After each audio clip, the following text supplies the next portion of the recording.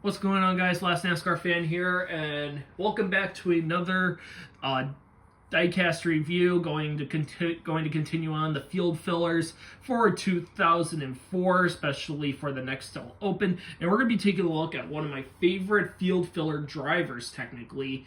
And this is a very interesting field filler custom that I was able to get commissioned and done, even though its existence already was already out there. I really need to, not re-drill, but I need to screw in the screw because it's kind of loose. But this is a certain driver that basically had a bare bones operation. He had basically no cars at his disposal, and he ended up junking this car, actually. He actually junked multiple cars throughout 2004, and then he would have to go get a body from Roush that was basically had weeds growing out of it at that point, but I'll get to that later. But that driver we're going to get into is the journeyman driver everyone loves, Kirk Shelmerdine's 2004 Vote for Kirk Ford Taurus for Shelmerdine Enterprise, Kirk Shelmerdine Racing. So this body is actually, this car is based off of an older Travis Carter body, which I think is actually really interesting. How it's basically a Travis Carter body from 2002 with the spoilers shaved off, but added with the white lines. Kirk Shelmerdine actually did run the Travis Carter car a few times before the Open. He ran it at Richmond. I believe that entry did D&Q though, to my knowledge. And then he would run the car later on at he would attempt it at Fall Talladega. And yeah. So, and then Shelmerdine pretty much ran for the rest of the season the Roush car that he would end up acquiring. And that's because during the All-Star Open, as I stated before, I kind of jumped in a little early on this, Kirk Shelmerdine ended up junking this car completely.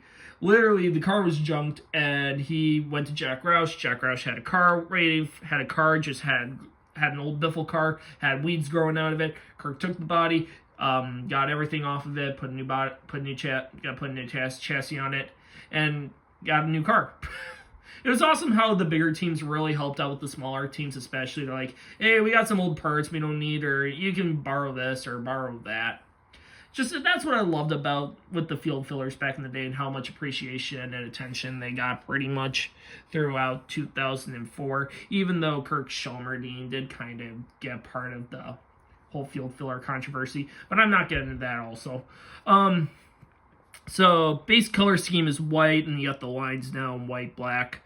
72 is pretty cool. Then you got Vote for Kirk. This was Kirk Shelmerdine's attempt at getting voted into the All-Star race with his fan support. That didn't really work, unfortunately. But you have Vote for Kirk plastered all over the front, as well as the side. All your contingencies, Gitterback, Moog, Cleve, Edelbrock Brakes, Comp, and Sunoco. Once again, Vote for Kirk on the side. There's nothing on the B pillar and the C pillar and nothing on the driver's side as well. And then you got a really cool sponsor down here. You got Freddie B's Sports Bar and Grill. They've been on the car for a little while going into the 2004 season. Safety Clean as well. That's on the quarter panel. And then on the deck lid, you have no sponsor. And then down here on the TV panel is actually racingunderdog.com. And basically their slogan is, we root for the underdogs.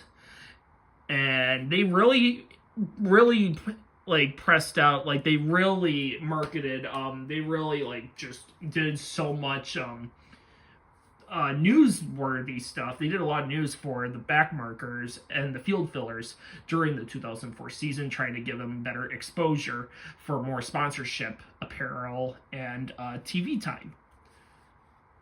But anyways, thank you so much for watching this Diecast review. Comment, like, subscribe, and notification bell for brand new videos. I'll see you in the next Diecast review whenever.